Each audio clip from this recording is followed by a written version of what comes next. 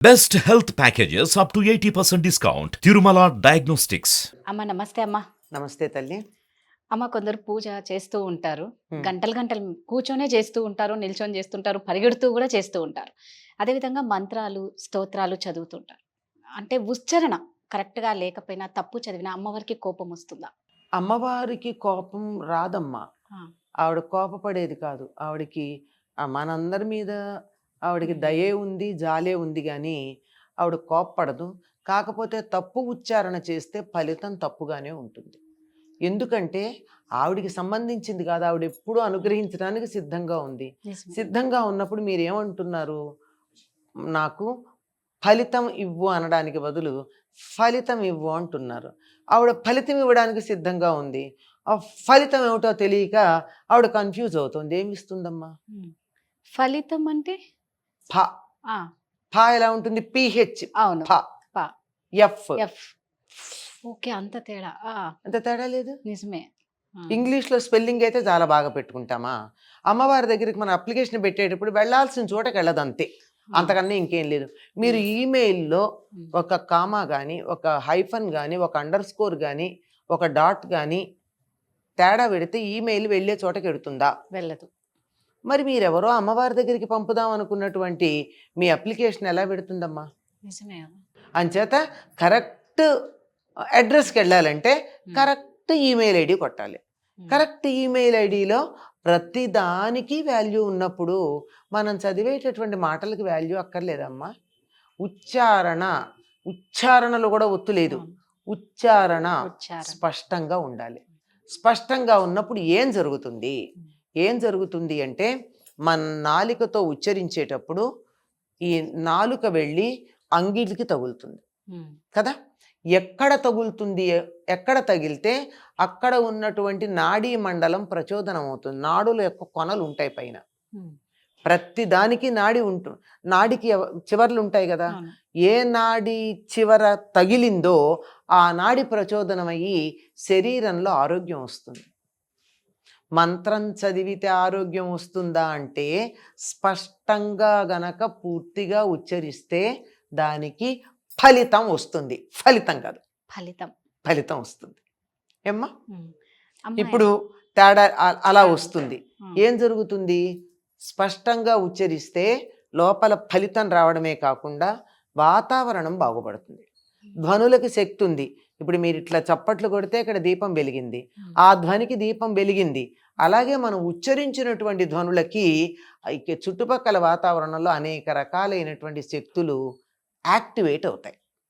అంచేత మనం సరైన ఉచ్చారణ చేశామా, సరైన ధ్వని పలికామా, వాతావరణం బాగుపడుతోంది. హ్మ్. చెడ్డ మాట పలికామా, తప్పు పలికామా, దానికి సంబంధించింది యాక్టివేట్ అవుతోంది.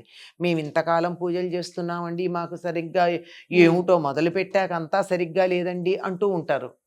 మీరు ఆవిడ్ని ఫలితం అడగట్లేదు కదా, ఆవిడ ఎలా ఇస్తుంది?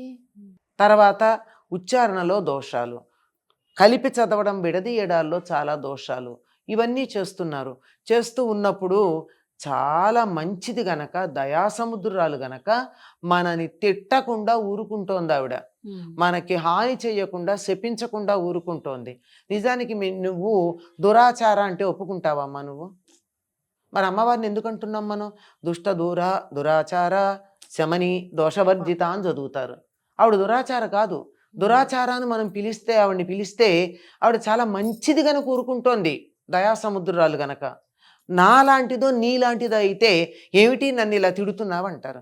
ఇలాంటి తిట్లు చాలా ఉన్నాయి మనకి చేసేటటువంటి స్తోత్రాల్లో. కొంప మునిగిపోయింది ఏముందమ్మా? నిజమే. నువ్వు పూర్తిగా నేర్చుకుని చదువు, లేదంటే పైకి చదవకుండా అక్షరాలు చూసి చదువు. అది లేదంటే లలిత చదవదలుచుకుంటే శ్రీమాత్రే నమః అను, విష్ణు చదవదలుచుకుంటే విశ్వం విష్ణువు అను, సరిపోయింది. వాళ్ళ దయాసముద్రులు ఆ మాత్రం అన్నా మనస్ఫూర్తిగా అంటే అనుగ్రహిస్తారు. అంతేగాని ఇన్నిన్ని తప్పులతో వాళ్ళనంటే, నన్నంటే నేను ఊరుకోను, నిన్నంటే నేను ఊరుకోను అని చెప్పావు కదా. ఆవిడ ఊరుకుందంటే శపించిందా, కోపం తెచ్చుకుందా? లేదు కదా! మనకి చెడు ఎందుకు జరుగుతుందంటే ఉచ్చారణ దోషం వల్ల వాతావరణం చెడిపోతోంది. నీ నాలుక లోపల తగలడం వల్ల నాడీ మండలం సరిగ్గా కాక తప్పుగా యాక్టివేట్ అయ్యి తేడా వచ్చింది. నిజంగా మంత్రాలకి ఇంత శక్తి ఉందా అని అడగచ్చు. దీనికి ఒక ఉదాహరణ, వర్కరీలు అని ఉంటారు. తొలి ఏకాదశికి పాండురంగ విఠలుడి దగ్గర కళ్యాణం జరుగుతుంది. అక్కడికి ఇంటి నుంచి బయలుదేరి నడుచుకుంటూ వెడతారు వీళ్ళంతా, పాండురంగ విఠల్ భక్తులు. అలా వెళ్ళే వాళ్ళల్లో కొంతమందికి హార్ట్ ప్రాబ్లం ఉంది, బ్లాక్స్ ఉన్నాయిట, వెళ్ళొద్దంటే దారిలో పోతే పోతానులే వెడతామని చెప్పి వీళ్ళందరూ బయలుదేరి వెళ్ళారు. విఠలుడి మీద భక్తి కన్నా మాకు పెద్దవాళ్ళం అయిపోయాము, ఉంటే ఉంటాను లేకపోతే లేదని. తిరిగి వచ్చేటప్పటికి వాళ్ళకి హార్ట్ బ్లాక్స్ మాయమైనట. భక్తి వల్ల మాయమయ్యాయి అని అందరూ అనుకుంటారు, కానీ విషయం అది కాదట. భక్తి ఉంది కాదనడానికి వీల్లేదు. వాళ్ళు తన్మయత్వంతో వాళ్ళు పలికే మాట ఏమిటంటే విఠల విఠల పాండురంగ అని చదువుతారు. అందులో ఎక్కడా ఉచ్చారణలో తేడా రాదు. మామూలు టా కింద ఒత్తు ఠ. విఠల విఠల పాండురంగ, విఠల విఠల పాండురంగ. ఇలా అనుకుంటూ అనుకుంటూ వెళ్ళేటప్పటికీ ఇది ఉచ్చరించినప్పుడు అక్కడ వాళ్ళకు వచ్చినటువంటి శరీరంలో నాడీ మండలంలో వచ్చినటువంటి మార్పు వల్ల వాళ్ళ హార్ట్ బ్లాక్స్ అన్నీ పోయినాయట. దీని మీద పూనాలో ఉన్నటువంటి all India institute of medical sciences ఉంది. వాళ్ళు మనం చెప్తే మన మంత్రాల మీద మాట్లాడుతున్నారని అంటారు గనక ఒక అమెరికన్ యూనివర్సిటీతోనూ కలిసి వాళ్ళిద్దరూ పరిశోధన చేసి అనేక మంది మీద వర్కరీలే కాకుండా మామూలు వాళ్ళ చేత ఈ మంత్రం అనిపించి హార్ట్ బ్లాక్స్లో ఎలాంటి తేడా వస్తుందో పరిశోధన చేసి దానివల్ల తగ్గుతుంది అని చెప్పారు. ఇప్పటికైనా సరే ఎవరికన్నా హార్ట్లో బ్లాక్స్ ఉన్నాయి అంటే 15 నిమిషాలు పొద్దున, 15 నిమిషాలు సాయంకాలం విఠల విఠల పాండురంగ అన్న మాట చక్కగా అంటే హార్ట్ బ్లాక్స్ పోయినటువంటి దాఖలాలు చాలా ఉన్నాయి. నేను మంత్రం గురించి మాట్లాడటల్లా, సైన్స్ దాని వెనకాల ఉన్నటువంటి చెప్పా. ఇలాంటి ఉదాహరణలు ఉన్నప్పుడు తప్పులు ఎందుకు చదువుతారమ్మా? తప్పులు చదవకుండా ఉంటే చాలు కదా. ఎన్ని తప్పులు ఉన్నాయి, ఎన్ని తప్పులు చదువుతున్నారు. ఇంతమంది కలిసి ఇన్నేసి తప్పులు చదివి అమ్మవారిని ఏదో కోటి లలిత, సహస్ర కోటి లలిత, శతకోటి లలిత, లేదా సహస్ర విష్ణు సహస్రనామ పారాయణలు అని దైవాన్ని అన్నిసార్లు మనం తప్పుగా అనడం అవసరం లేదు. అంటే మీరు చేయడం తప్పంటారా అంటున్నారు. చేయడం తప్పంటల్లా, చెయ్యండి, కోటాను కోట్లు చెయ్యండి, సరిగ్గా చేయండి.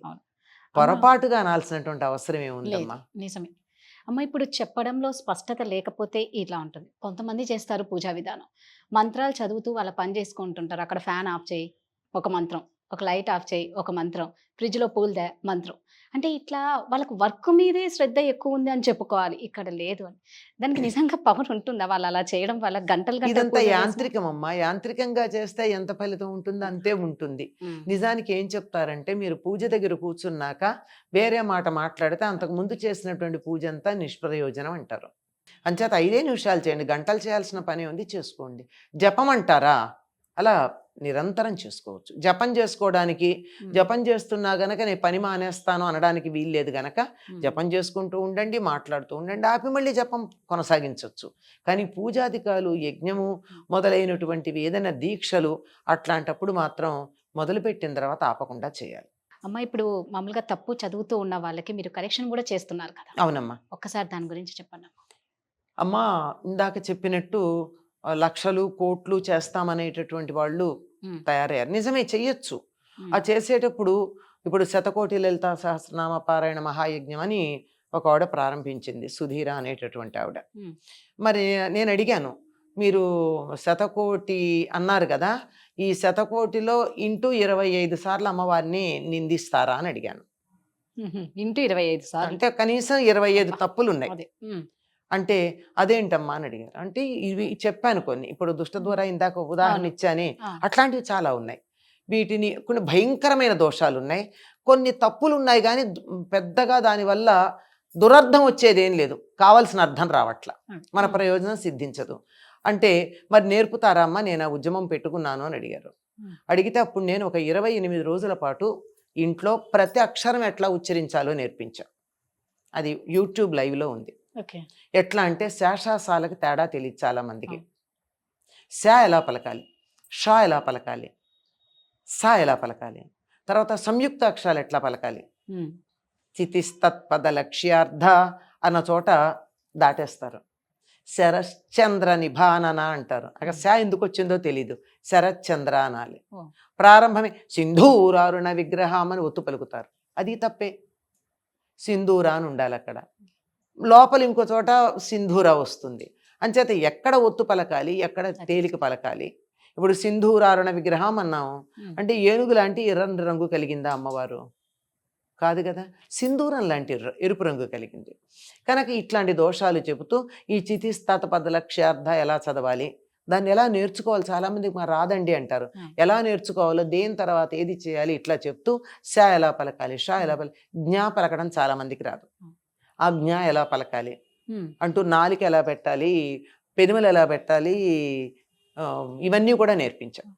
అంటే కొందరికి చెప్పడం కొంచెం ఇదిగా ఉంటుంది, కష్టంగా. దానికి కూడా మీరు ప్రాక్టీస్ ఇస్తారా? అంటే అలవాటు పడితే ఎక్కడో శరీరావయవాల్లో లోటు ఉన్న వాళ్ళు తప్ప అందరూ పలకగలరమ్మా, బద్దకిస్తారంతే. ఇట్లా నడవదా అని, ఇట్లా నడవదా అని. వక్రలక్ష్మి పరివాహ అని ఉంటుంది. ఆ కా కింద తావత్తు పలకకుండా వక్రలక్ష్మి అని చదువుతారు. అమ్మవారు వక్రలక్ష్మి వక్రలక్ష్మి కదా. ఇలాంటివన్నీ చెప్పి అమ్మ ఇలా చదివితే ఈ దోషం, మీరు ఇలా చదవాలి. మీరు ఉచ్చరించడం కష్టమే, వక్ర అంటాం కొంచెం కష్టమే. అందుకని ఎలా చదవాలి, దానికి ఒక పద్ధతి ఉంది నేర్చుకోవడానికి. మీరు ఎవరూ లేకుండా నేను చెప్పిన పద్ధతి ప్రకారం ఇలా అభ్యాసం చేయండి. ఇట్లా కనుక అభ్యాసం చేసినట్టయితే మీకు అది సరిగ్గా వస్తుంది. మిమ్మల్ని నలుగురిలో కూర్చొని చేస్తే మిమ్మల్ని పిచ్చివాళ్ళు అనుకుంటారు. అందుకే ఇంట్లో ఎవరూ లేనప్పుడు అద్దం దగ్గర నిలబడి ఇలా అభ్యాసం చేయండి అని. ఏదో కొంచెం ఫొనెటిక్స్ నేర్చుకుని ఉన్నాను గనక అందువల్ల ఎలా చేయాలో వాళ్ళకి ఆ టెక్నికల్ టర్మ్స్ వాడకుండా చెప్పడం జరిగింది. 28 రోజుల్లో వాళ్ళకి వచ్చేస్తుందమ్మా. వాళ్ళకంటే నా దగ్గర కూర్చున్న వాళ్ళు ఇద్దరినే స్టూడెంట్స్ని పెట్టుకుని వాళ్ళనే తప్పులు చదవమని చెప్పి, ఎక్కడ లోకంలో తప్పులు ఉంటాయో వాళ్ళని తప్పులు చదవమని వాటికి కరెక్ట్ చేశాను. ఇది యూట్యూబ్ లైవ్ లో ఉందమ్మా, నా పేరు మీద ఉన్న యూట్యూబ్ లో లైవ్ లో ఇవన్నీ మీకు 28 ఎపిసోడ్స్ దొరుకుతాయి. అంటే అది కానీ మీరు ఒక 28 రోజులు రోజుకు 1 గంట చొప్పున గనక దానికి సమయం కేటాయించగలిగినట్టయితే ఒక్క తప్పు లేకుండా లలితా రహస్యనామ సహస్రం చదవచ్చు అని. నేను ఈ 100 కోట్లు 1000 కోట్లు చేసేటటువంటి వాళ్ళని చూసి కనీసం అందులో కొంతమందన్నా సరిగ్గా చదివితే చాలు, అమ్మవారు సంతోషిస్తుంది అని చెప్పి నేను ఒక ఉద్యమం లాగానే చేస్తున్నది. సూపర్ అమ్మా. నిజంగా మీరు అన్నట్టు ఒక పద ఉచ్చారణ, ఇందాక మీరు విఠల విఠల అని అంటే హార్ట్ బ్లాక్స్ అనేది కూడా ఓపెన్ అవుతాయి అంటే అది వాళ్ళు పరిశోధన చేసి చెప్పిందమ్మా, నేను చెప్పింది కాదు. పరిశోధన చేసి మన దేశం వాళ్ళు చెప్తే మనం ఒప్పుకోం, విదేశీయులు కూడా పరిశోధన చేసి అంగీకరించి చెప్పింది. It is a very big article about it. అరే మిగిలిన మంత్రాలు కూడా అంతే అవుతాయి కదా. ఈ రోగం వస్తే ఈ మంత్రం చదవండి అంటే, నాకు రోగం వస్తే మీరు మంత్రం చదివి తీర్థం ఇస్తే ఏదో నీరు కూడా కొంత శక్తి ఉంటుంది కనుక అది కొంత వస్తుంది, కానీ పూర్తిగా రావాలంటే నేనే చదవాలి. ఎవరికి వాళ్ళే చేసుకోవాలి. మందు నేను వేసుకుంటే తగ్గుతుంది, కానీ మీరు వేసుకుంటే నా రోగం ఎలా తగ్గుతుంది? అంతే కదా. పదం స్పష్టత మన ఆరోగ్యాన్ని కూడా పెంచుతుందని ఇప్పుడు తెలుసుకున్నాం. సరిగ్గా కనుక నేను అందరికీ చెప్తూ ఉంటాను, అందుకు లలిత గురించే చెప్తూ ఉంటే ఎక్కువ మంది ఆడవాళ్ళు అదే చేస్తుంటారు కనుక మీరు ఇలా నిటారుగా కూర్చుని 16 అక్షరాలు కలిపి చదవండి. గాలి పీల్చుకుని 16 అక్షరాలు చదవండి, మధ్యలో ఆపకుండా. అంటే ఎక్కువ తప్పులు అలా ఆపకపోవడం వల్ల తగ్గుతాయి, ఆపకుండా ఉంటే. అలా చదివి చూడండి.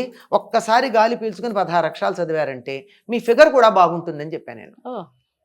ఎందుకంటే ఒక్కసారి గాలి పీల్చి 16 అక్షరాలు పైకి చదివేటప్పటికీ ఈ ఉచ్ఛ్వాస నిశ్వాసాల్లో ఒక రిథం వచ్చి, ఆ రిథం వల్ల ఈ డయాఫ్రమ్ పైకి కిందకి బాగా జరిగి కింద ఉన్నటువంటి జీర్ణాశయం బాగా పనిచేసి పైన ఉన్నటువంటి ఊపిరితిత్తులు బాగా పనిచేసి మీ ఆరోగ్యం బాగుపడుతుంది, ఫిగర్ కూడా బాగుంటుందమ్మా. ఒళ్ళు తగ్గే మార్గం ఇది, పొట్ట తగ్గే మార్గం ఇది, ఇట్టా కూడా చదవండి అని చెప్పానమ్మా నేను సామూహికంగా పారాయణాలు చేసేటప్పుడు. రూపాయి ఖర్చు లేకుండా చక్కగా స్లిమ్ అవ్వచ్చు మీరు చెప్పిన దాని ప్రకారం. చాలా చక్కగా చెప్పారమ్మా. ధన్యవాదాలు. నమస్తే అమ్మా.